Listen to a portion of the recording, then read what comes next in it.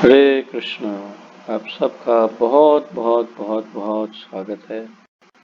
आज हम बहुत ही महत्वपूर्ण ग्रंथ की शुरुआत करने जा रहे हैं और इस ग्रंथ की शुरुआत करने से पूर्व हम मंगलाचरण का उच्चारण करके इस हमारी यात्रा को सफल बनाने के लिए हमारे गुरुजन, आचार्य और संपूर्ण परंपरा से प्रार्थना करते हैं कि ये हमारी यात्रा सफल हो और हम उस ज्ञान से उद्दीप्त हो सके जिसकी हमें धरोहर हमारे आचार्य दे करके गए हैं। तो आइए सब मिलकर के मंगलाचरण का पाठ करते हैं और फिर शुरुआत करते हैं। ओम अज्ञानतिमिरान्धस्य ज्ञानाञ्जनशलाकया चक्षुरुन्मीलितं येन तस्मै श्रीगुरुवे नमः। श्रीचैतन्यमनोभीष्टं स्थापितं येन भूतले स्वयं रूपकदा मह्यं ददाति स्वपदान्तिकं। वन्देऽहं श्रीगुरुं श्रीयुतपदकमलं श्रीगुरून् वैष्णवांश्च श्रीरूपं साग्रजातं सहगण रघुनाथान्वितं तं सजीवं साद्वैतं सावधूतं परिजनसहितं कृष्णचैतन्यदेवं श्रीराधाकृष्णपादान् सहगण ललिता श्रीविशाखान्वितांश्च। हे कृष्ण करुणा सिन्धु दीनबन्धु जगत्पते गोपेश गोपिकान्त राधाकान्त नमोस्तुते। तप्त कांचन गौरांगी राधे वृंदावनेश्वरी वृषभानुसुते देवी प्रणमामि हरिप्रिये। वाञ्छाकल्पतरुभ्यश्च कृपा सिन्धुभ्य एव च पतितानां पावनेभ्यो वैष्णवेभ्यो नमो नमः। अनंतकोटि वैष्णववृंद की जय।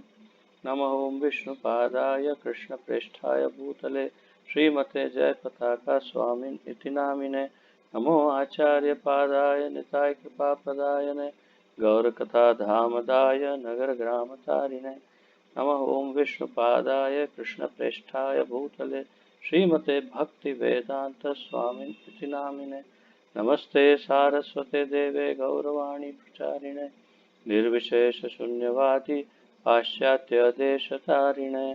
जय श्री कृष्ण चैतन्य प्रभु नित्यानंद श्री अद्वैत गदाधर श्रीवासादि गौर भक्तवृंद। हरे कृष्ण कृष्ण कृष्ण हरे हरे हरे राम राम राम हरे हरे। हरे कृष्ण कृष्ण कृष्ण हरे हरे हरे राम राम राम हरे हरे। हरे कृष्ण कृष्ण कृष्ण हरे हरे हरे राम राम राम हरे हरे। आप सबका फिर से एक बार बहुत ही आनंद पूर्वक उत्साह पूर्वक मैं स्वागत करता हूँ। आज से हम शुरुआत करने जा रहे हैं हमारे अत्यंत करुणामय और सबसे महत्वपूर्ण आचार्य श्रील रूप गोस्वामी का द्वारा लिखित श्री उपदेशामृत का हम आज से अध्ययन शुरू कर रहे हैं। तो आप सब नोट्स अवश्य बनाने का प्रयास करिएगा और विशेष रूप से ये उन भक्तों के लिए है जो या तो दीक्षा लेने के लिए बिल्कुल तैयार है या तो जो नव दीक्षित हैं, अर्थात कि जिन्होंने दीक्षा अभी अभी ग्रहण की हो, उन लोगों के लिए ये अधिक महत्वपूर्ण है। तो आशा है कि जो आज जितने भक्त हैं कल उससे भी अधिक मात्रा में भक्त आएंगे और आप सब भी उनको जो भी दीक्षा लेने के लिए जो तैयार हैं ऐसे भक्तों को आप बता सकते हैं कि आपके लिए बहुत ही महत्वपूर्ण है। तो आइए शुरुआत करते हैं। मुख्य पृष्ठ से मेन पेज जो है वहीं से पढ़ना आरंभ करते हैं। श्री उपदेशामृत श्रील रूप गोस्वामी कृत उपदेशामृत की अधिकृत हिंदी कृति अनुवाद और तात्पर्य तथा पूर्ण ग्रंथ की रचना संपादक कृष्ण कृपा मूर्ति श्री श्रीमद अभय चरणारविंद भक्ति वेदांत स्वामी श्रील प्रभुपाद द्वारा। श्रील प्रभुपाद की जय।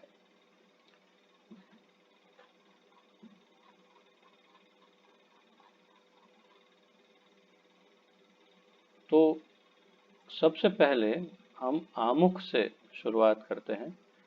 अगर आपके पास हिंदी में वो बुक है जो मैंने आपको भेजी थी तो आप साथ साथ पढ़ सकते हैं, अन्यथा आपके पास बंगला या जो भी भाषा में हो उसमें पढ़ सकते हैं।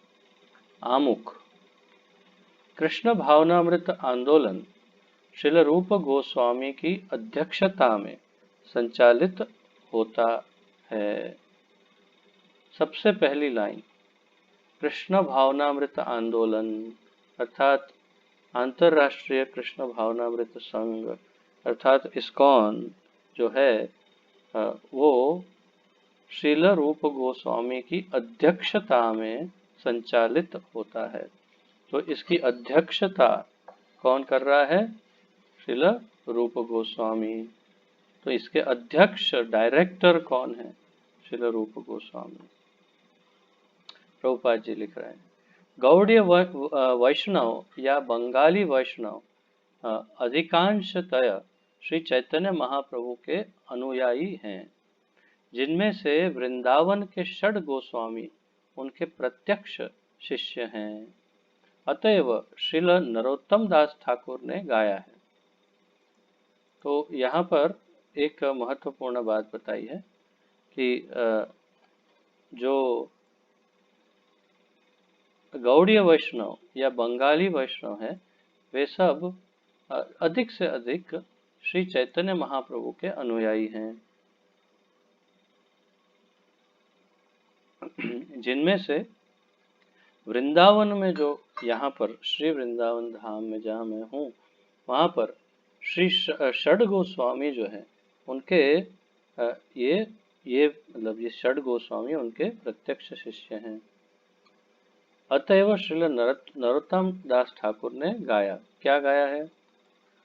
रूप रघुनाथ पदे हई बेआकुति, कबे हम बुझब से युगल पीरिति। तो बहुत ही सुंदर पद गाया हमारे नरोत्तम दास ठाकुर ने। रूप रघुनाथ पदे हई बे आकुति, कबे हम बुझब से युगल पीरिति। जब मैं गोस्वामियों द्वारा प्रदत्त साहित्य को समझने के लिए उत्सुक होऊंगा, तभी मैं राधा तथा कृष्ण के दिव्य प्रेम व्यवहार को समझने में समर्थ हो सकूंगा। तो हमें लग सकता है कि आइए चलिए एक बुक है पढ़ लेते हैं, समझ जाएंगे सब। तो वास्तव में हम उसके लिए मना तो नहीं कर रहे हैं, आचार्य द्वारा लिखी हुई है तो शायद समझ भी सकते हैं, परंतु मेरा स्वयं का अनुभव जो है वो ये है कि जब तक गुरुजनों की आचार्य की कृपा नहीं होती तब तक हम ग्रंथों को समझ नहीं सकते, चाहे 1000 बार क्यों ना पढ़े। तो यहाँ बहुत महत्वपूर्ण बात कही कि जब मैं गोस्वामियों द्वारा प्रदत्त, गोस्वामियों द्वारा लिखित, गोस्वामियों द्वारा दिया गया साहित्य को समझने के लिए उत्सुक होऊंगा, तो इन साहित्यों को मैं उत्सुकता पूर्वक समझूंगा, तभी मैं राधा तथा कृष्ण के दिव्य प्रेम व्यवहार को समझने में समर्थ हो सकूंगा। तो श्री श्री राधा कृष्ण का दिव्य प्रेम जो है उसे समझने के लिए हमारे पास वो ज्ञान चाहिए, वो अंतः चक्षु चाहिए, वो बुद्धि चाहिए, वो शुद्धता चाहिए। वो सब कहाँ से मिलेगा? हमारे गोस्वामियों द्वारा जो साहित्य दिया है उसे समझने के लिए हमें उत्सुकता पहले डेवलप करनी है। मुझे ये इच्छा होनी चाहिए कि हमारे आचार्यों ने जो ग्रंथ दिए हैं उसे मैं पढूं और समझूं। जब मैं उन्हें पढ़ूंगा और समझूंगा तभी मुझे राधा कृष्ण के जो दिव्य प्रेम व्यवहार है उसके बारे में शायद ज्ञान प्राप्त होगा। श्री चैतन्य महाप्रभु का प्रादुर्भाव मानव समाज को कृष्ण विज्ञान का वरदान देने के लिए हुआ।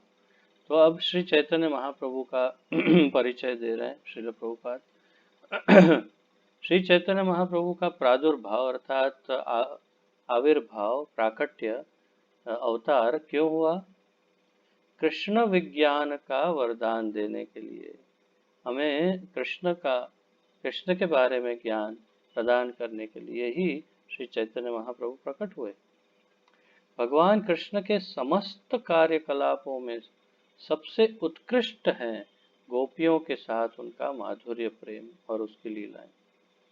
तो भगवान कृष्ण के जितने भी उनकी जितनी लीलाएं या उनके जो भी कार्य हैं, उनके उन्होंने जो भी किया पूरे जीवन में, उसमें सबसे उत्कृष्ट, ये शब्द बड़ा महत्वपूर्ण है, इस पर ध्यान देना है। उत्कृष्ट अर्थात सर्वश्रेष्ठ उनकी जो लीला है या उनका जो कार्य है वो क्या है? वो है गोपियों के साथ उनके माधुर्य प्रेम की लीलाएं। तो अब तो आप इन शब्दों से अत्यंत परिचित हो गए, क्योंकि आपने भक्ति रसामृत सिंधु पढ़ा है, तो माधुर्य प्रेम क्या है वो तो आप जानते हैं। तो उस दिव्य गोपियों के साथ दिव्य माधुर्य प्रेम की लीलाएं सबसे उत्कृष्ट हैं। श्री चैतन्य महाप्रभु गोपियों में श्रेष्ठतम सबसे अच्छी गोपी श्रीमती राधा रानी के भाव में प्रकट हुए। श्रीमती राधा रानी के भाव में प्रकट हुए अर्थात उनका भाव लेकर के महाप्रभु प्रकट हुए। क्यों? उसके गुह्य कारण है जो आप जानते हैं कि महाप्रभु स्वयं कृष्ण ही हैं, और कृष्ण ने जब देखा कि राधा रानी अत्यंत कुछ रस का आनंद ले रही है, और वो रस है कृष्ण प्रेम का रस, तो उस कृष्ण प्रेम के रस को चख कर के वो इतना आनंद ले रही है कि मुझसे अधिक है उनका आनंद। उनको लगा मुझसे भी अधिक आनंद, वो कैसे संभव है? मुझे देखना पड़ेगा कि ये ऐसा क्या आनंद है। तो क्या करना पड़ेगा? तो मुझे मेरा ही प्रेमी बनना पड़ेगा, मुझे मेरा ही भक्त बनना पड़ेगा, मुझे मेरे ही प्रेम में पागल बनना पड़ेगा, तो ही मैं श्रीमती राधा रानी का भाव लूंगा, तो ही समझ पाऊंगा कि इसमें कौन सा आनंद वो लूट रही है। और इसीलिए महाप्रभु के रूप में कृष्ण राधा रानी का भाव ले करके और उनके अंग का कलर, कांति, वर्ण ले करके गौरांग महाप्रभु के रूप में प्रकट हुए। तो यही उनका हेतु था, मूल हेतु। परंतु दूसरा हेतु ये भी था कि आपनी आचरी सिखाए मु सबायनु, तो मैं स्वयं आचरण करूंगा भक्ति योग का और सबको कृष्ण भक्ति योग सिखाऊंगा भी। तो सबको कृष्ण भक्ति भी सिखाने के लिए आए महाप्रभु। अतएव भगवान श्री चैतन्य महाप्रभु के जीवन कार्य को समझने तथा उनके पद चिन्हों का अनुगमन करने के लिए हमें 6 गोस्वामियों श्री रूप, श्री सनातन, श्री भट्ट रघुनाथ, श्री जीव, श्री गोपाल भट्ट तथा श्री दास रघुनाथ का अत्यंत गंभीरता पूर्वक,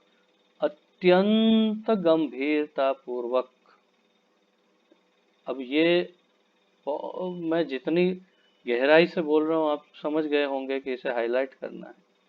अत्यंत गंभीरता पूर्वक अनुसरण करना चाहिए। हमें इन गोस्वामियों का अत्यंत गंभीरता पूर्वक अनुसरण करना चाहिए। श्रील रूप गोस्वामी सभी गोस्वामियों के नायक थे।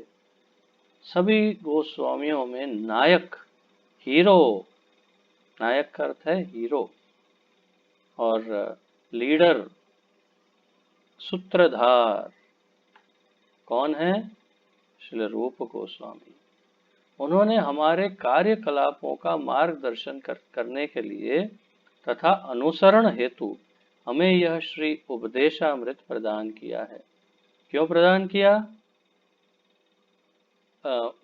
हमारे कार्यकलापों का मार्गदर्शन करने के लिए, कार्यकलाप अर्थात एक भक्त को किस प्रकार जीवन में आचरण करना चाहिए, भक्त को क्या करना चाहिए, क्या नहीं करना चाहिए, किन बातों का ध्यान रखना चाहिए, अ, ये सब जो मार्गदर्शिका है वो उन्होंने इस ये उपदेशामृत के द्वारा हमें प्रदान किया। हमें यह श्री उपदेशामृत प्रदान किया है। जिस प्रकार श्री चैतन्य महाप्रभु अपने पीछे शिक्षाष्टकम नाम से 8 श्लोक छोड़ गए थे, उसी तरह से श्री रूप गोस्वामी ने हमें उपदेशामृत प्रदान किया है, जिसमें हम शुद्ध वैष्णव जिससे हम शुद्ध वैष्णव बन सकते हैं। जिस प्रकार महाप्रभु ने शिक्षाष्टकम दिया, ऐसे रूप गोस्वामी ने उसके साथ क्यों कंपैरिजन की। रूप गोस्वामी ने इतने ग्रंथ लिखे हैं कि हम पहले मैंने सोचा आपको नाम सुना, फिर मैंने सोचा इतना लंबा लिस्ट बनाने में मेरा 10-15 मिनट उसमें चला जाएगा।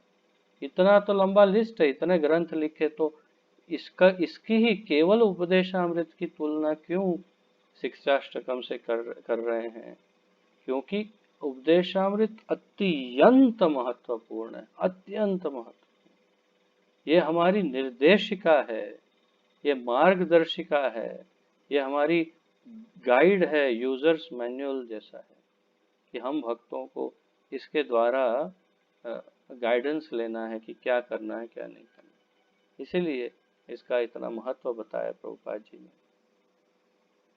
और ये भी बताया कि जिससे हम इसका अगर हम अनुसरण करेंगे, उसको अगर पालन करेंगे जो रूप गोस्वामी ने बताया, तो हम शुद्ध वैष्णव बन सकेंगे। तो हमारे शुद्ध वैष्णव बनने के लिए उपदेशामृत अत्यंत महत्वपूर्ण है। समस्त आध्यात्मिक कार्यों में मनुष्य का पहला कर्तव्य अपने मन तथा इंद्रियों को वश में करना है। अब थोड़ी सी रूपरेखा दे रहे हैं कि समस्त आध्यात्मिक कार्यों में सबसे पहला कर्तव्य मन तथा इंद्रियों को वश में करना है। सबसे पहला कार्य, मन तथा इंद्रियों को वश में किए बिना कोई भी व्यक्ति आध्यात्मिक जीवन में प्रगति नहीं कर सकता, संभव नहीं है। इस भौतिक जगत में प्रत्येक व्यक्ति रजोगुण तथा तमोगुण में लिप्त रहता है। मनुष्य को श्री रूप गोस्वामी के उपदेशों पर चलते हुए अपने आप को सत्व गुण के पद तक ऊपर उठाना चाहिए। तो उपदेशामृत द्वारा हम कम से कम सत्व गुण तक तो आ ही जाएंगे, और फिर विशुद्ध सत्व में प्रविष्ट हो जाएंगे तो सर्वोत्तम रहेगा। परंतु उसका प्लेटफॉर्म तमोगुण और रजोगुण से ऊपर उठने का प्लेटफॉर्म, सीढ़ी, या जो क्या कहते हैं, ऊपर जाने का रास्ता जो है, वो ये श्री उपदेशामृत है। ये केवल इसके द्वारा हम बहुत ही तेजी से सत्व गुण में स्थित हो सकते हैं। तो हम सब के लिए बहुत जरूरी है। तभी आगे उन्नति करने के लिए प्रत्येक रहस्य स्पष्ट हो जाएगा। तभी आगे उन्नति के लिए जो रहस्य है आध्यात्मिक जीवन के, तभी स्पष्ट होंगे जब हम उपदेशामृत को अच्छे से बचा पाएंगे। कृष्ण भावनामृत में प्रगति अनुयायी की मनोवृत्ति पर निर्भर करती है। तो हमारे इस कृष्ण भावनामृत आंदोलन में जो प्रगति है, प्रोग्रेस है भक्त का, वो किस पर डिपेंड करता है? अनुयायी, अर्थात कि जो फॉलोअर है, फॉलोअर, अनुयायी, हम सब फॉलोअर्स हैं, अनुयायी हैं कृष्ण भावनामृत के। तो हमारी मनोवृत्ति पर ये निर्भर करती है। मनोवृत्ति, मन की क्या वृत्ति है, कहाँ जाता है मन, क्या करवाता है हमसे, उस पर निर्भर है। उदाहरण देता हूँ, हमारे बिल्डिंग में एक हमारे ही इस्कॉन के कोई भक्त फैमिली रहने आए और हमेशा वैष्णव ड्रेस में, हमेशा हाथ में जपमाला, बहुत उत्तम, बूढ़ी बूढ़ी माँ बेचारी उसकी। तो उनको देख करके कोई भी ये समझेगा कि बहुत ही उत्तम, ये अच्छे भक्त हैं। अचानक एक दिन पता चला कि गायब हो गए सब के सब, कहाँ चला गया फैमिली। पता चला कि किसी का 45,000 रुपया चुरा लिया बैंक से, फ्रॉड करके, किसी का ये उठा लिया, किसी का वो चला गया। तो उनकी मनोवृत्ति जो है उसको हम समझ ही नहीं पा रहे थे बाहर से। बाह्य जो रूप उन्होंने धरा था, हम भक्तों की तरह जो वेशभूषा धारण की थी, उससे उनकी मनोवृत्ति समझना असंभव था। चाहे कैसे भी मजबूरी रही हो, परंतु उनकी मनोवृत्ति एक चोर की है। और इसीलिए वे इतना कुछ हमारे भक्ति के वातावरण में आने के बाद भी अपनी मनोवृत्ति नहीं छोड़ पाए। तो कृष्ण भावनामृत में यदि प्रगति करनी हो, अगर प्रोग्रेस करना हो, वास्तव में प्रोग्रेस करना हो, वास्तव में आगे बढ़ना हो, तो हमारी मनोवृत्ति कैसी है वो बहुत महत्वपूर्ण है। ये आप सबको बहुत ध्यान रखना चाहिए। और मैं ये कहूँगा कि इस वाक्य को आप हाईलाइट करिए अच्छी तरह से।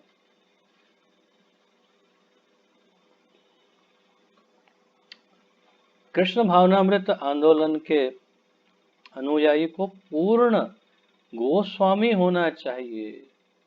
प्रभुपाद कह रहे हैं कृष्ण भावनामृत आंदोलन के अनुयायी को पूर्ण गोस्वामी होना चाहिए।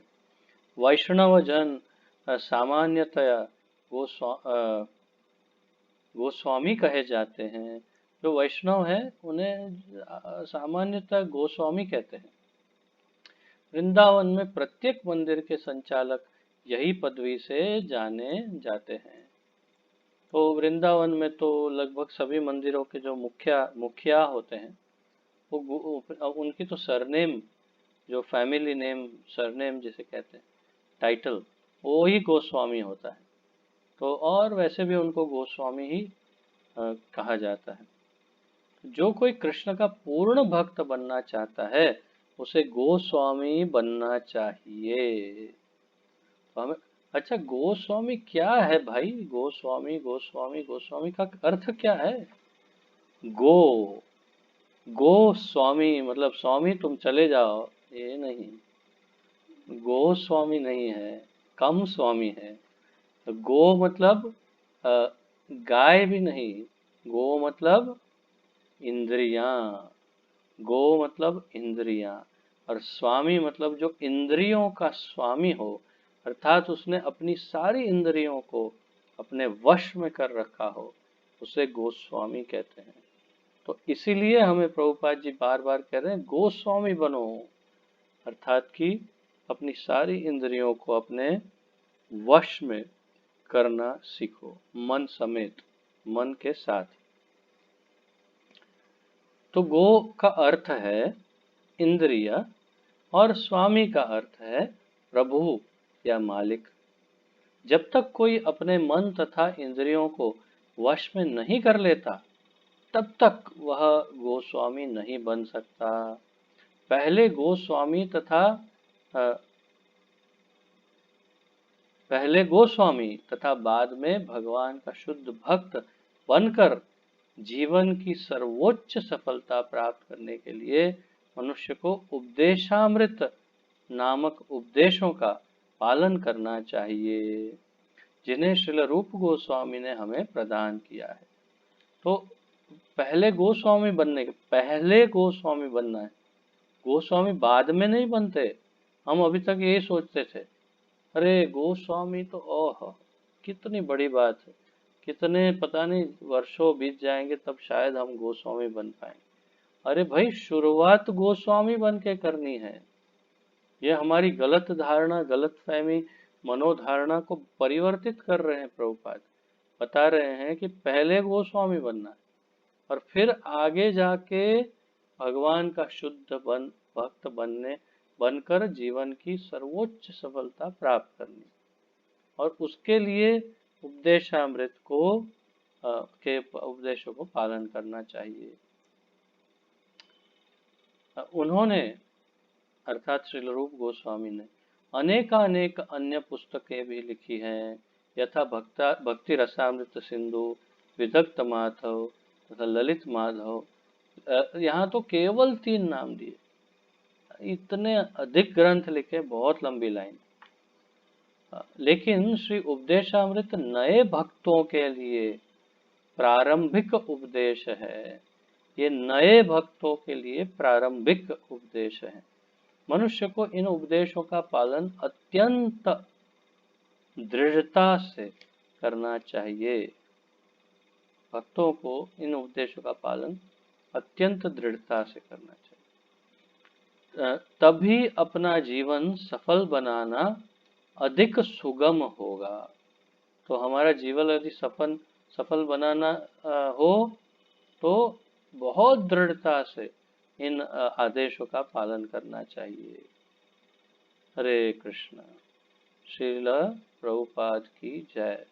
सिग्नेचर किया है श्रील प्रभुपाद ने सितंबर 20, 1975, 20 सितंबर 1975, विश्वरूप महोत्सव, कृष्ण बलराम मंदिर, रमण रेती, वृंदावन। यहाँ श्री वृंदावन धाम में ही उन्होंने लिखा हुआ इस ग्रंथ।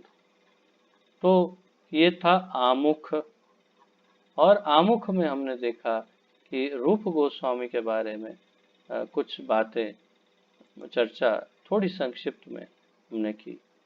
तो मेरे विचार से हमें श्री रूप गोस्वामी के बारे में थोड़ा और अधिक जानकारी प्राप्त करना जरूरी है। तो थोड़ा सा और एक्स्ट्रा नॉलेज यहाँ प्राप्त करते हैं उनके बारे में। तो चैतन्य चरितामृत का मध्य लीला का 19वां जो चैप्टर है, अध्याय है, उसमें महाप्रभु और रूप गोस्वामी के बारे में, उनके मिलन, उनके जो मूल लीला है उसके बारे में बहुत कुछ वर्णन है।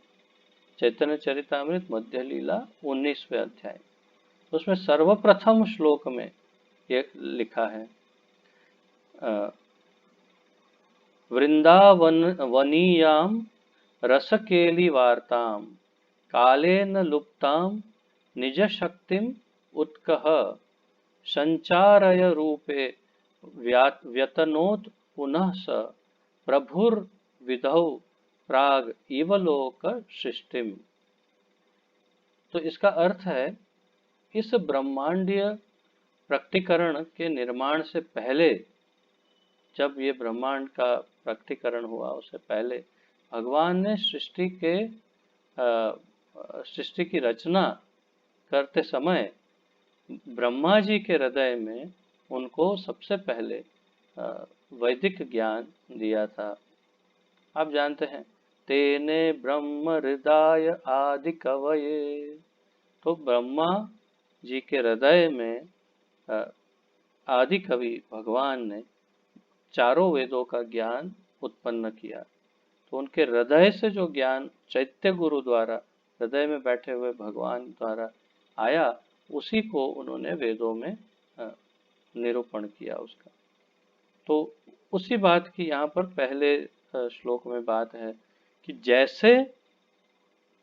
जैसे ब्रह्मा जी को हृदय से भगवान ने वेदों का ज्ञान दिया था, ठीक उसी तरह भगवान कृष्ण ने वृंदावन के जो कालांतर में जो सब स्थान जो है वो नष्ट हो गए, उनके पुनर्निर्माण के लिए और कृष्ण भक्ति के गूढ़ रहस्य, अत्यंत गुह्य रहस्यों को उजागर करने के लिए और पुनर्जीवित करने के लिए अ, श्री चैतन्य महाप्रभु ने आध्यात्मिक शक्ति से रूप गोस्वामी के हृदय में ये सारा ज्ञान अ, उन्होंने उत्पन्न किया। तो यहाँ बहुत स्पष्ट रूप से लिखा गया है, कालेन लुप्तम निज शक्तिम उत्कह।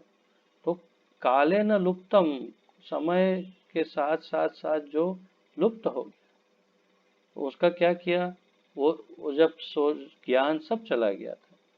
कौन सा, वृंदावन याम रस केली वार्ताम। रस केली वार्ताम अर्थात श्री श्री राधा कृष्ण के दिव्य लीलाओं का जो ज्ञान है वो सब लुप्त हो गया था।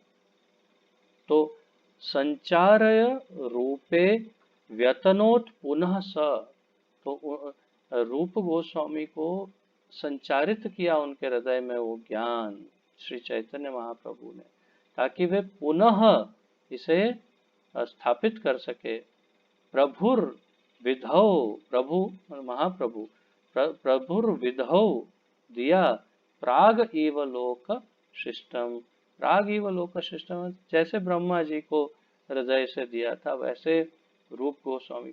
तो तात्पर्य क्या है कि रूप गोस्वामी के पास जो ज्ञान है, जो वो हमें प्रदान कर रहे हैं, वो ज्ञान उनके पास कहाँ से आया?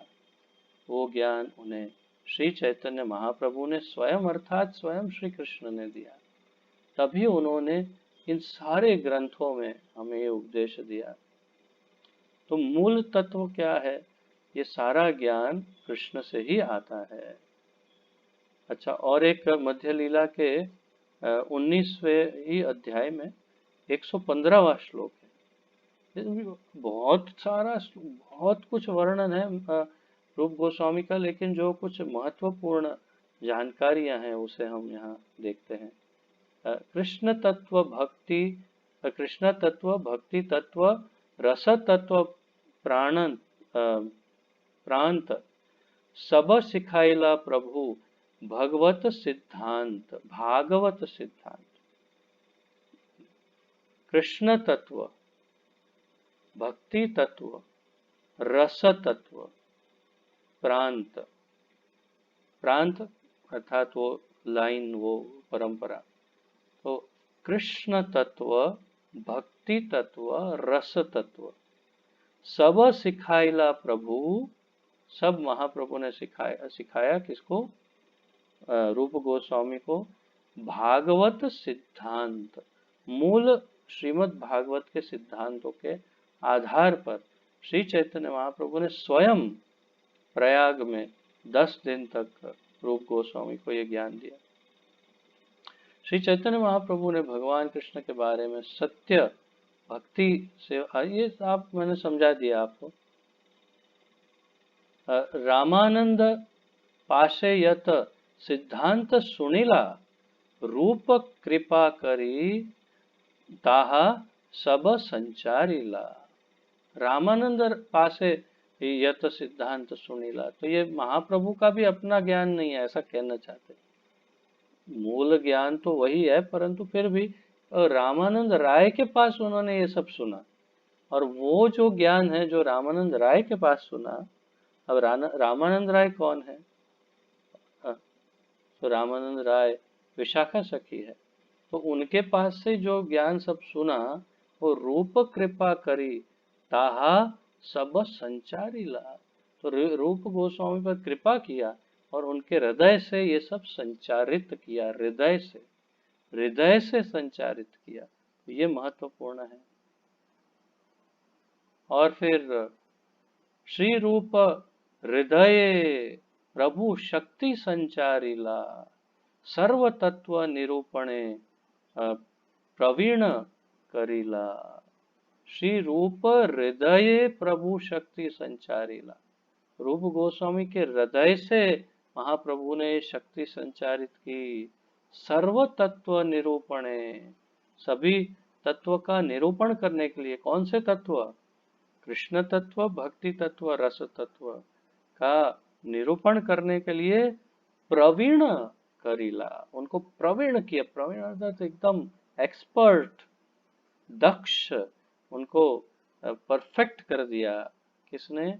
महाप्रभु ने। कहाँ से? उनके हृदय में शक्ति संचारी ला। तो ये बहुत महत्वपूर्ण है हमारी जानकारी के लिए कि ज्ञान सारा आ रहा है श्री चैतन्य महाप्रभु से ही, जिन्होंने रूप गोस्वामी को शक्ति संपन्न किया और श्री रूप गोस्वामी ने हमें दिया। तो कोई ये बोल सकता है कि हाँ, तो फिर तो ये ज्ञान तो महाप्रभु से आया, तो हम अगर वंदना करें, प्रणाम करें, सब करें, तो हम महाप्रभु का ही करें ना। अरे भाई, जिस पात्र के द्वारा महाप्रभु ने हमें ये दिया, उस पात्र की अगर हम अवहेलना करेंगे तो न महाप्रभु मिलेंगे और न ये ज्ञान मिलेगा, न कृपा मिलेगी, न भक्ति मिलेगी। बल्कि जिस पात्र के द्वारा हमें ये ज्ञान प्राप्त हुआ है, उनका महत्व भगवान से भी अधिक है। तो इसीलिए गुरु गोविंद दोनों खड़े काके लागू पाए, बलिहारी गुरु आपकी जो गोविंद यो मिलाए। तो भाई, ये आचार्यों के द्वारा ही हमें भगवान को जानने का अवसर मिल रहा है। तो इन आचार्यों का ही महत्व अत्यंत ज्यादा है और कभी कभी भगवान से अधिक है उनका महत्व। तो श्रील रूप गोस्वामी हमारे लिए अत्यंत पूजनीय है, अत्यंत वंदनीय, अत्यंत सेवा के योग्य है हमारे लिए। और इसीलिए हम उनके पावन, पतित पावन, अत्यंत दयालु श्री चरणारविंद पर अनंत कोटि प्रणाम अर्पित करते हैं। और सबसे महत्वपूर्ण बात यह है कि हमारे सारे आचार्यों में सबसे प्रमुख नायक श्रील रूप गोस्वामी को बताया है। और इसीलिए हम सब गौड़ीय वैष्णव जो है, वो हम सब रूपानुग कहे जाते हैं। रूप अनुग अर्थात कि हम सब श्री रूप गोस्वामी को फॉलो करते हैं। वैसे तो हम ब्रह्म, मध्व, गौड़ीय वैष्णव हैं, परंतु और वैसे हमारे परंपरा के मूल आचार्य मध्वाचार्य हैं, परंतु महाप्रभु से, बल्कि माधवेंद्रपुरी से ही इसमें एक डाइवर्शन आया। और उस डाइवर्शन एक शाखा जो अलग हुई, उस शाखा से श्री चैतन्य महाप्रभु की लाइन में सबसे अधिक महत्वपूर्ण आचार्य श्रील रूप गोस्वामी हैं। और इसीलिए हम सबको रूपानुग कहते हैं। तो आइए उनके बारे में कुछ एकदम संक्षिप्त में थोड़ी और जानकारी लेते हैं, भौतिक लगने वाली परंतु आध्यात्मिक जानकारी। तो उनका आविर्भाव 1498 में हुआ, 1498 में उनका आविर्भाव हुआ। 25 वर्ष की आयु में महाप्रभु को प्रथम बार वे दोनों भाई मिले, 1513 में लगभग। और उसी टाइम 25 वर्ष की आयु में ये नवाब हुसैन शाह के वहाँ पर दोनों भाई मंत्री भी थे। तो 25 वर्ष की आयु में ही इतने विद्वान थे। और 27 वर्ष की आयु में महाप्रभु से प्रयाग में मिले और शिक्षा ग्रहण की, 10 दिनों तक उनके सानिध्य में। ये 1516 की बात है लगभग। और 46 वर्ष की आयु में, 46 इयर्स की एज में, श्री गोविंद देव, श्री राधा गोविंद देव जी जो हैं जयपुर में, जिनके हमने दर्शन किए, वो गोविंद देव को यहाँ पर उन्होंने प्रकट किया वृंदावन धाम में। तो ये बहुत महत्वपूर्ण माना जाता है हमारे गौड़ीय वैष्णव के लिए। गोविंद देव का प्राकट्य बहुत महत्वपूर्ण माना गया है। तो उनको 1535 में किया प्रकट, जब वे 46 वर्ष के थे, 46 इयर्स एज। और 56 वर्ष की आयु में, 56 की आयु में भक्ति रसामृत सिंधु का लिखना उन्होंने समाप्त किया। भक्ति रसामृत सिंधु उन्होंने 1545 में लगभग लिखना समाप्त किया, जब वे 56 वर्ष के थे, 56 ईयर्स के। और 75 वर्ष की आयु में 1564 में उन्होंने उनका तिरोभाव हुआ। तो लगभग 75 वर्ष तक इस धरती पर उन्होंने लीला की।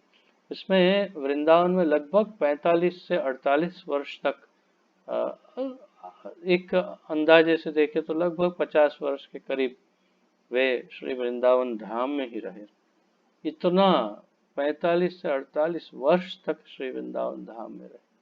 तो उनका मुख्य रहना श्री वृंदावन में ही था। उसमें भी सबसे अधिक वे श्री श्री राधा दामोदर मंदिर में रहते थे, जहाँ अभी तो मंदिर है, वो तब तो वो उनका भजन कुटीर था, तो तब वहाँ पर ही सबसे अधिक भजन उन्होंने किया है।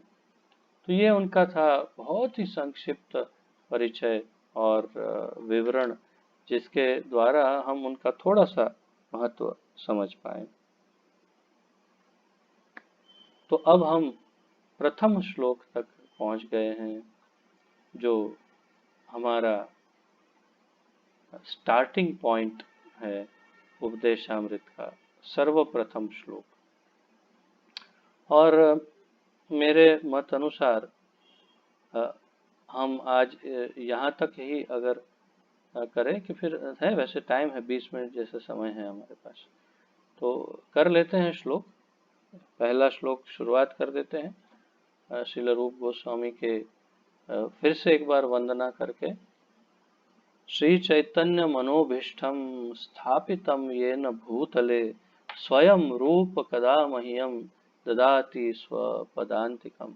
श्री चैतन्य मनोभीष्टम, जिन्होंने, जो श्री चैतन्य महाप्रभु का हृदय जानते, ऐसे मैंने आपको भक्ति रसामृत सिंधु के समय भी समझाया था कि जो अपने आचार्य या गुरु का हृदय समझ ले, उससे श्रेष्ठ शिष्य और कोई नहीं हो सकता। तो महाप्रभु का मन केवल 2 व्यक्ति अधिक समझ जाते थे। स्वरूप दामोदर उनको बहुत समझते थे, और रूप गोस्वामी उनके हृदय की बात समझ जाते थे। और महाप्रभु ने कहा भी उन्हें कि तुम कैसे जान लेते हो मेरे हृदय में क्या है। तो श्री चैतन्य मनोभीष्टम, मन अभिष्टम, मन अभिष्ट जो है उसे जान लेते थे। तो ये ऐसे पतित पावन अत्यंत दयालु करुणामय श्री रूप गोस्वामी को वारंवार हम दंडवत प्रणाम, कोटि कोटि सहस्त्र दंडवत प्रणाम निवेदन करके हम उनसे आशीर्वाद प्राप्त करके आगे बढ़ते हैं। तो आइए पहला श्लोक अपने पुस्तक में देखिए, हम सब एक साथ दोहराने का प्रयास करेंगे। अब देखते हैं किस तरह से संभव होता है, क्योंकि करना तो उसी प्रकार है अध्ययन। तो मैं आपका अनम्यूट करता हूं। आप सब, आपके बैकग्राउंड में कोई और साउंड ना हो, वो ध्यान रखिएगा, कोई दूसरा आवाज कोई दूसरी ना आए। हम एक साथ में इसका, मेरे पीछे आप सब दोहराएंगे। आप सब अपना माइक अनम्यूट भी कर सकते हैं, या यहाँ से अब वो ऑप्शन इन्होंने हटा दिया कि सब अनम्यूट एक साथ कर सकते।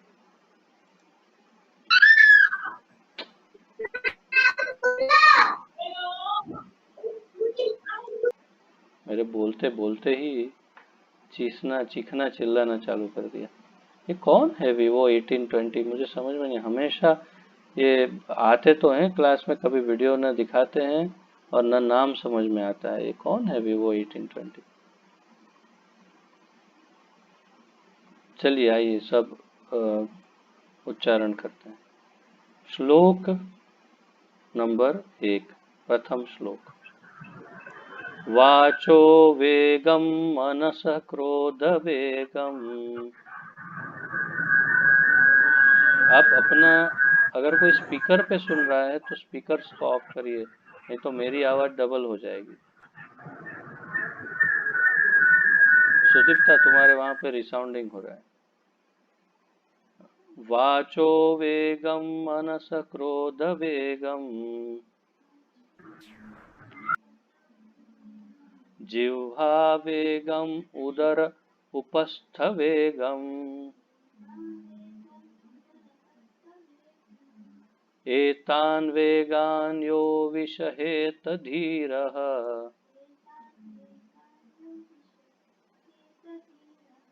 सर्वामपि मां पृथिवीं सशिष्यात्। मुझे तो किसी की भी आवाज नहीं सुनाई दी, पता नहीं किसी ने भी अनम्यूट नहीं किया। वाचो वेगं मनसः क्रोध वेगं वाचो वेगं मनस क्रोध वेगं जिह्वा वेगं उदरोपस्थ वेगं जिह वेगं उदरपस्त वेगं एतान् वेगान् यो विषहेत धीरः एतान् वेगां जो विषयेत धीरः सर्वामपि मां पृथिवीं सशिष्यात्।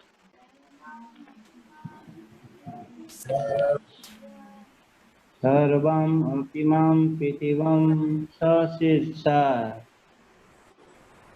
वाचो वेगं मनसः क्रोध वेगं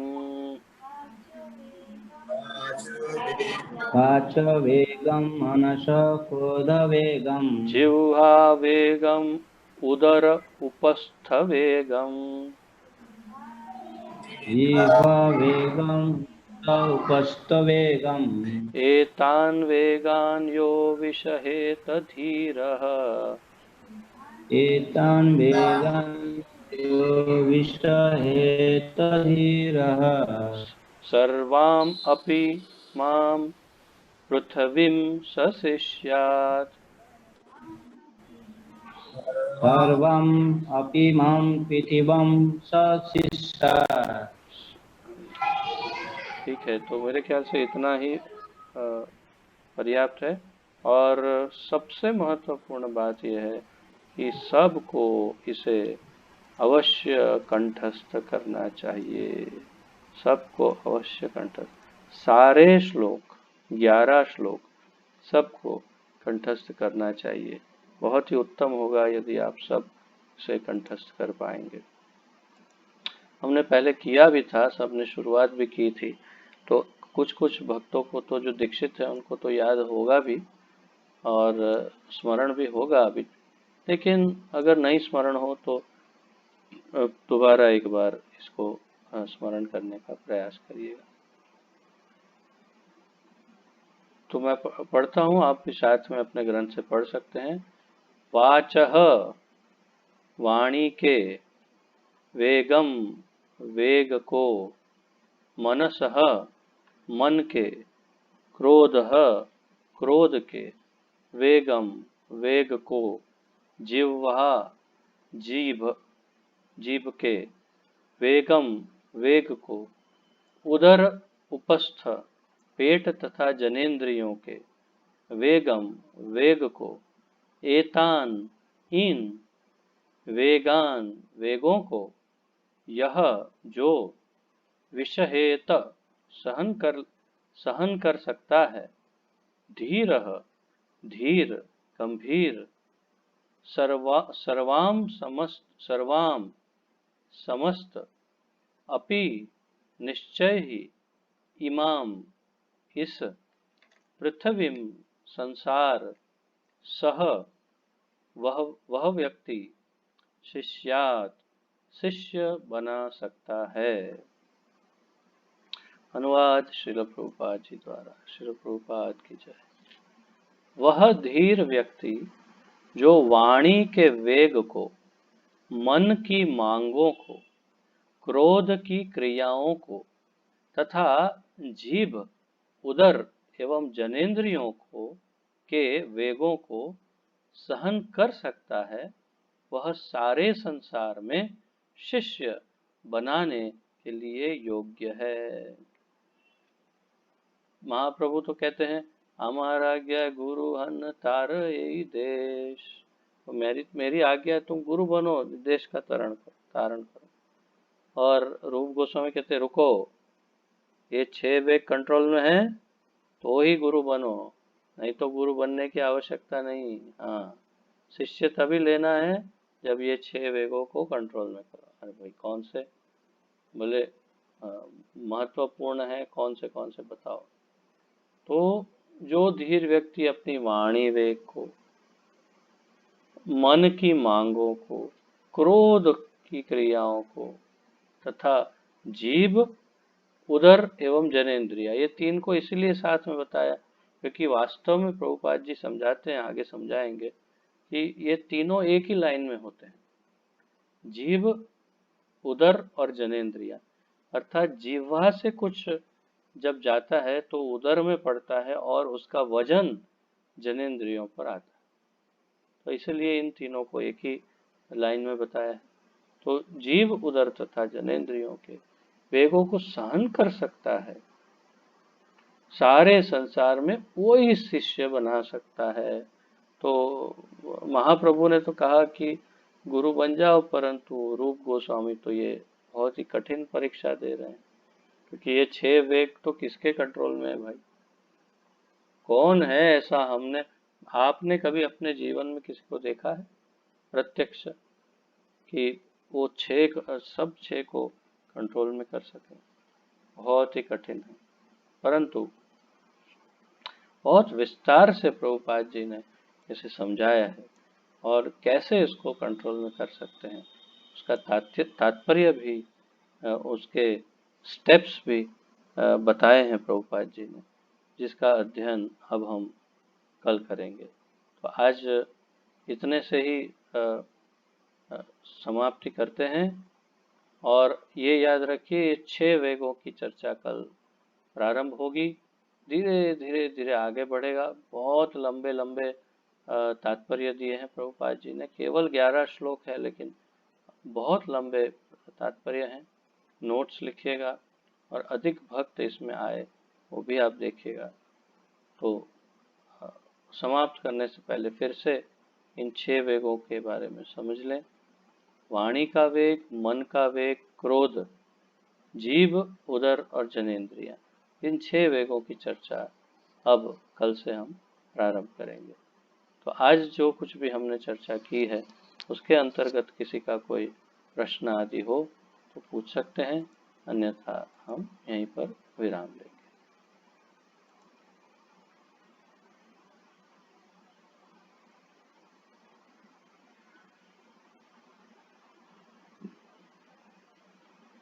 ठीक है, यदि किसी का कोई प्रश्न ना हो तो हम यहीं पर विराम लेते हैं। श्री उपदेशामृत की जय। श्रील रूप गोस्वामी प्रभुपाद की जय। पतित पावन अभय चरणारविंद भक्ति वेदांत स्वामी श्रील प्रभुपाद की जय। गुरु महाराज की जय। आप सब भक्तों की जय हो। यथाय गौर प्रेमानंदे। हरि हरि बोल। हरे कृष्ण। आप सबका बहुत बहुत धन्यवाद। आप सबको प्रणाम।